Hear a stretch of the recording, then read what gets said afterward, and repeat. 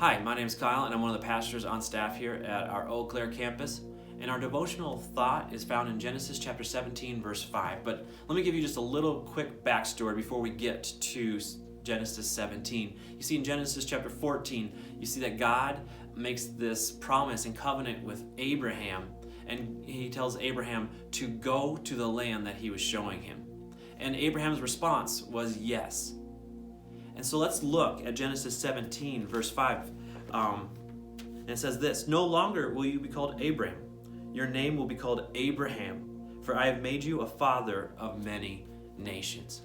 Now, Abram and Abraham both have meanings in the Hebrew language, and Abram means exalted father, and Abraham means high father.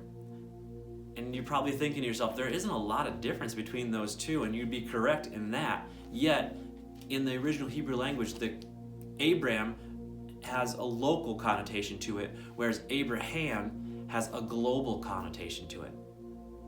And in 2023, as a church, we're believing that God wants to take your go, your action, your movement toward Him and use it not just locally, but use it to affect the globe.